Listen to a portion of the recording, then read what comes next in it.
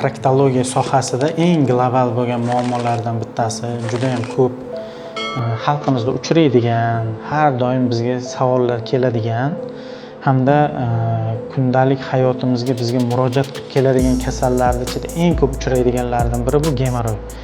Gemoroy haqida gaplashamiz. Bugungi mavzumiz gemoroy oddiy tuyulishi mumkin, oddiy eshitilishi mumkin, lekin juda ham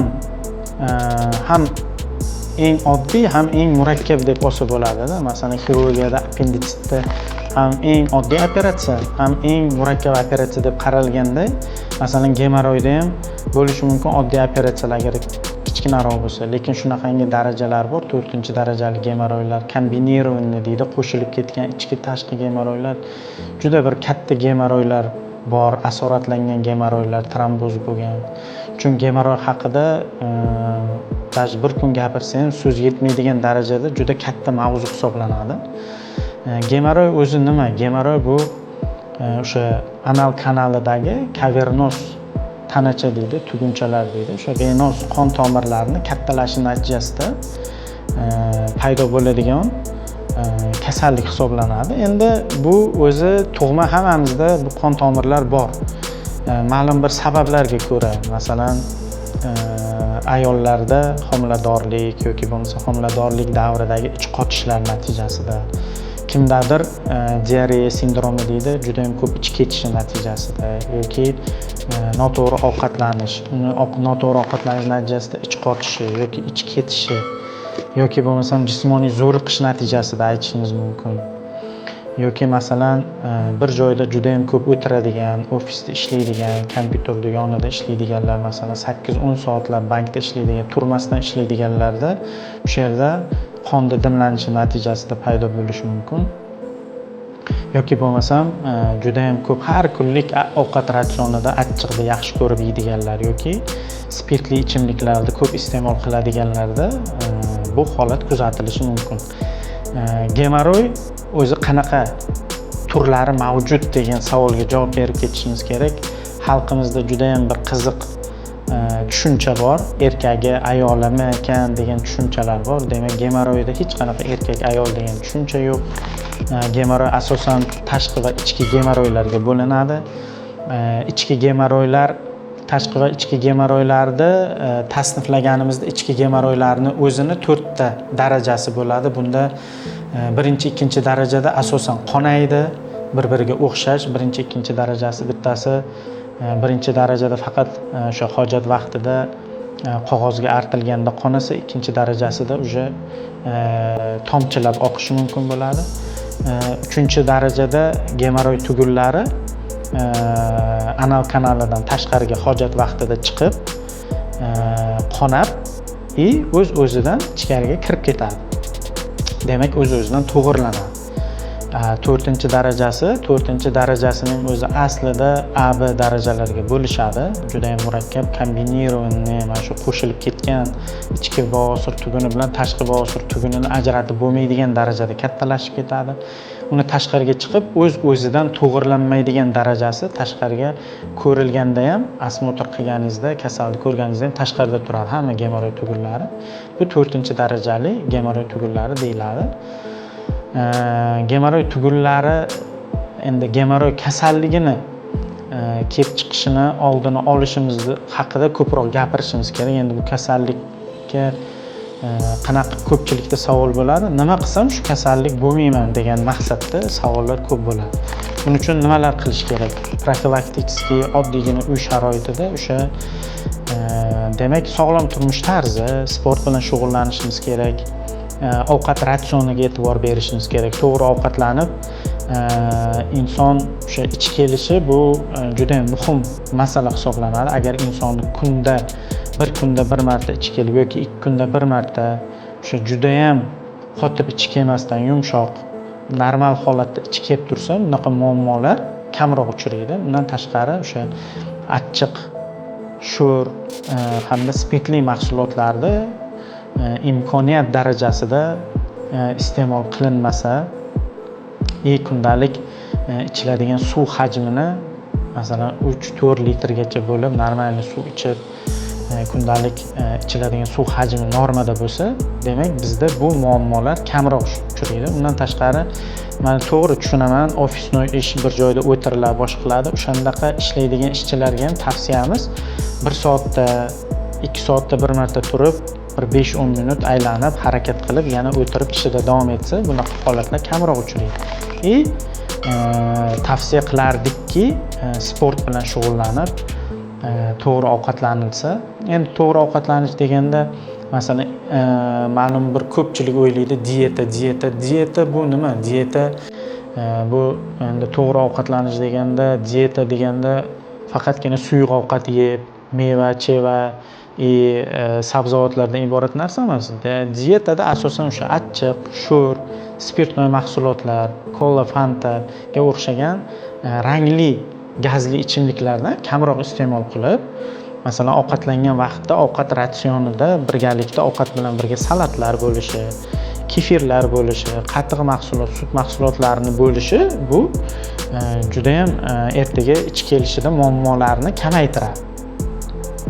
Endi gemoroy kasalligi o'sha paydo bo'ldi deylik. Paydo bo'lganda o'sha eng boshlang'ich bosqichlarida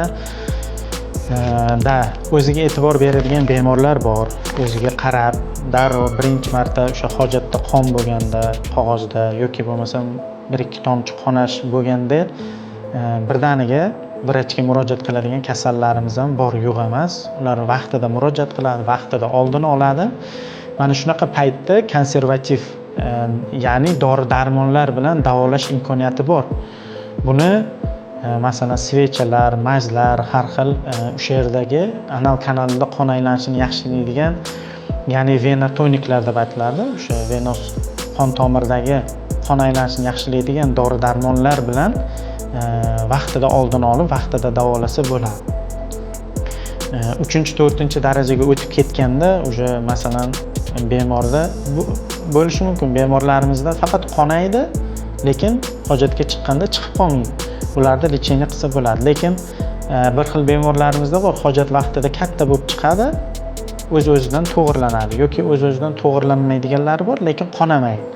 U ham masalan boshida lecheniya qilib ko'rasiz, lekin anal kanalidan chiqib tashqariga chiqadigan o'sha gemoroy tugunini lecheniya bilan qaytarish qiyin. To'g'ri tushunish kerak. Ular ham borib chiqib, kirib o'sha anal kanal shilliq qavatini yupqalash natijasida ertaga qonaydigan bo'ladi. O'sha qonagandan keyin bu qonash tezlikda, ya'ni konservativ davo bilan ham o'tib ketmasligi mumkin.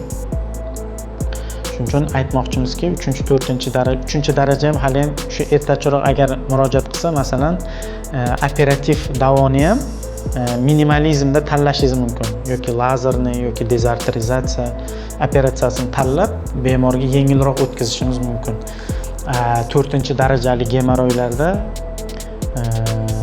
biz qiynalamiz operatsiya turini tanlashda, chunki bunda to'g'ri bemorlar hozirgi zamonaviy tibbiyotda masalan 4-darajali gemoroylarda ham unaqa hozir oldingida og'riqlar, boshqalar bezovta qilmaydi. Bir hafta 10 kun og'riq qoldiruvchi dori-darmon bilan o'tib ketadigan, faqatgina hojat vaqtida ozroq og'riqlar bezovta qiladigan darajada og'riqlar bo'lib turadi. Ularda ham og'riq qoldiruvchilar qilib, o'sha o'zini vannalarini qilib, boshqa qilib, to'g'ri postoperatsion period, operatsiyadan keyingi davrda to'g'ri olib borilsa, perivaskalar, o'sha kundalik bog'lamlar, o'shanda ham bemorlarimiz uncha qiynalayotgan joyi yo'q. Hozir nechta bemor bizda endi nima deydi, bizga mentalitetimizga, xalqimizga ko'proq mos keladigan, endi hamma ish bilan yuradi.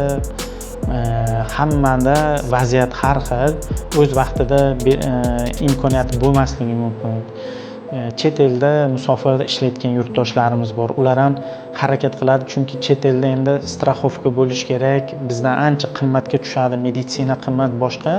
Ular harakat qilishadi. Masalan, vaqtinchalik lecheniyalar bizga masalan yozishadi, internetdan vaqtinchalik lecheniyalar berib turamiz. Mana har kun 3-4 ta kasal chet eldan akajon, hozirgi davrda menga bironta lecheniya berib turing, maslahat bering.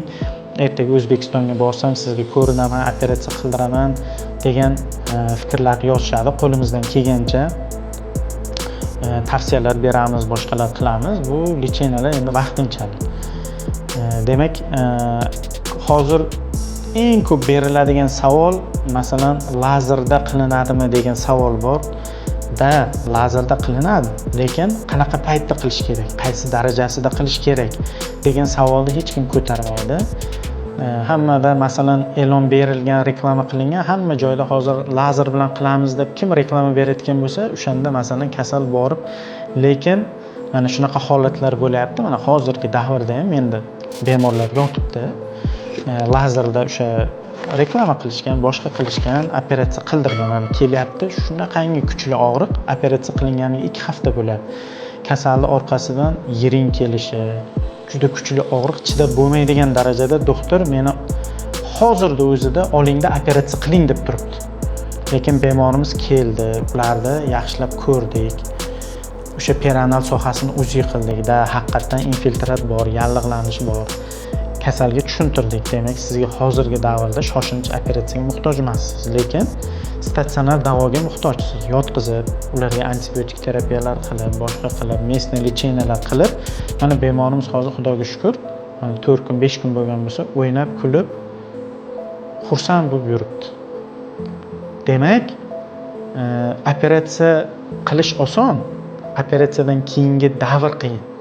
Operatsiyadan keyingi davrda agar siz bemor bilan yonma-yon bo'lib, uni savollariga javob berib, uni to'g'ri olib bormasangiz, operatsiyadan keyingi davrda bemor qiynalib qoladi. Juda ko'p misollar. Operatsiyadan keyingi davr, operatsiyadan chiqdi, lekin operatsiyadan keyingi davr to'g'ri olib borilmadi. Operatsiyadan keyingi davrda bemor qiynaladi. Masalan, hamma kasallarimga aytaman, vrachni bezovta qilmay deb yozmagandan ko'ra, telefon qilmagandan ko'ra, bezovta qilsin, vaqtida aytsin, vaqtida murojaat qilsin, men vaqtida to'g'ri tavsiyamni beray, bemorga yengillik bo'lsin. Bemor hojatga chiqdi, hojatdan keyingi bo'ladigan og'riqdan nima qilishim kerak, boshqa tushuntirasiz. Tushuntirganingiz bilan ham baribir ham yana o'sha holatda situatsiyadan kelib savollar bo'ladi. Yonida o'sha vrach bo'lishini xohlaydi, boshqa. Hamma bemorimizga shunaqangi tavsiya beramiz. Farqi yo'q, soat necha bo'lishidan qat'iy nazar, qanaqa bo'lishidan qat'iy nazar. Operatsiyadan keyingi davrda ham ozgina qonashi mumkin, boshqa bo'lishi mumkin. Buni xavotir olmang. Og'riqlar bo'lishi mumkin. Og'riq paytida buni qilasiz, qonagan paytda bunaqa qilasiz. Darrov menga SMS yozasiz yoki telefon qilasiz, meni ogohlantirasiz, sizda qanaqa holat bo'lyapti. Demak, o'sha holatda agar siz bemoringizga to'g'ri tavsiya berib, uni to'g'ri yo'naltirsangiz, operatsiyadan keyingi davr juda ham silliq o'tadi. Bemorlar qiynalmaydi.